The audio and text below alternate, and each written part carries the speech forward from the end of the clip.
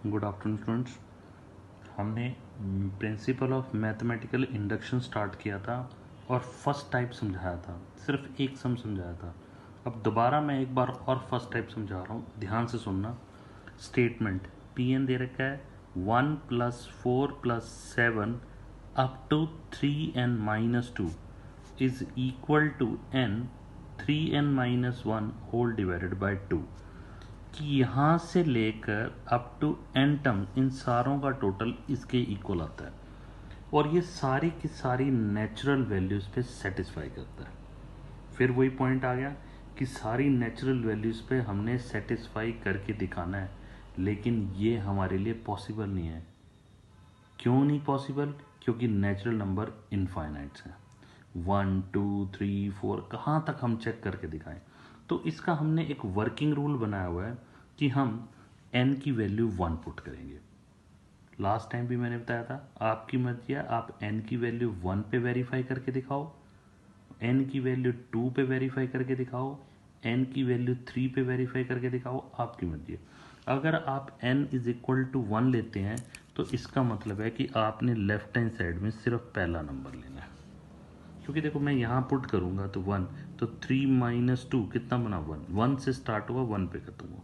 अगर n की value 2 लेते हो तो इसका मतलब है पहली दो वैल्यूज़ का टोटल करना पड़ेगा। आप 2 पुट करो, 3 × 2 6 - 2, इसका मतलब 1 से स्टार्ट होगा 4 पे खत्म हुआ। हम 1 पुट कर रहे हैं, सिर्फ पहला ही नंबर ले रहे हैं। और राइट हैंड साइड में 1 पुट करूँगा, 1 3 × 1 - 1/2, तो ये भी आपके पास 1 आ जाएगा। लेफ्ट हैंड साइड भी 1 आ रही है, राइट हैंड साइड भी 1 आ रही है। Left hand side is equal to right hand side, इसका मतलब the result is true for n = 1। अगर मैं n की वैल्यू 2 पुट करूँ, वैसे करना नहीं है, आपने कोई सिर्फ एक वैल्यू पे चेक करके दिखाना है।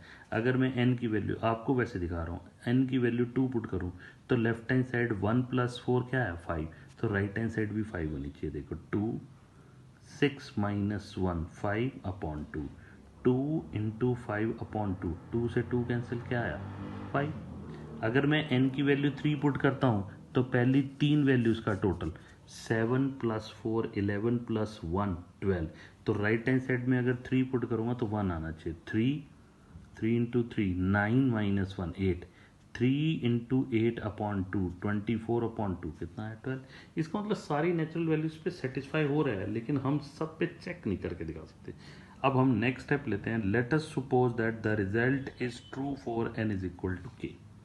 अब k कोई भी इंटीजर है, मैंने कहा कि n की वैल्यू k पर हम मान के चल रहे हैं, कि हम प्रूव नहीं कर रहे कि लेफ्ट हैंड साइड और राइट हैंड साइड इक्वल आ रही है। वो मान लो k की वैल्यू 100 है, मैंने वैसे ही सपोज किया कि मैंने 100 पुट किया, इसका मतलब लेफ्ट हैंड साइड में पहली 100 वैल्यूज़ का टोटल और राइट हैंड साइड में 100 पुट किया, दोनों रिजल्ट इक्वल आ रहे हैं, ये मैंने सपोज कर लिया। तो कहता है कि अगर आपने 100 पुट की नहीं किया लेकिन सपोज कर लिया कि इक्वल है, तो कहता है we have to prove that the result will be true for n = 101। तो 101 पे आप प्रूव करके दिखा दो।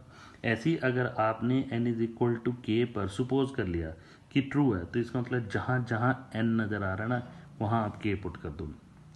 1 + 4 + k +7 up to 3k - 2 k 3k - 1, तो इसका मतलब है यहाँ से लेकर यहाँ तक का टोटल ये हमारे पास गिवन है। Third point, we have to prove that the result will be true for n = k + 1। तो मैं k + 1 पे वेरीफाई करके दिखाता हूँ। तो जहाँ जहाँ n नज़र आ रहा है वहाँ k + 1 डाल दो ब्रैकेट में, यहाँ भी k + 1 ब्रैकेट में डाल दी, यहाँ भी k + 1, यहाँ पर भी k + 1, तो राइट हैंड साइड आ गई k + 1 3k + 2/2। ये वेरीफाई करके दिखाना है। हमने लेफ्ट हैंड साइड ली 1 + 4 + 7 3k + 3 - 2 3k + 1 हो गया। अब इससे इमीडिएटली पिछली टर्म क्या होगी, 7 से पिछली टर्म 6 नहीं है, 7 से पिछली टर्म 4 है, 3 का गैप है। 3k + 1 से पिछली टर्म जो k की लास्ट टर्म है, बिना सोचे जो k की लास्ट टर्म है क्या है 3k - 2। अब वैसे भी देख लो 3 का गैप है, 3k + 1 से पीछे क्या होगा 3k, उससे एक और पीछे 3k - 1, उससे एक और पीछे 3k - 2, तो पिछली टर्म क्या, और यहाँ से लेकर यहाँ तक का टोटल आपके पास गिवन है कि के 3k-1/2 और ये टोटल हमने यहाँ से लेकर यहाँ तक पुट कर दिया, उसमें 3k+1 ऐड कर दिया। अब एलसीएम ले लिया, के 3k-1 3k+1 3k² -k+6k+2/2 quadratic equation बन गई।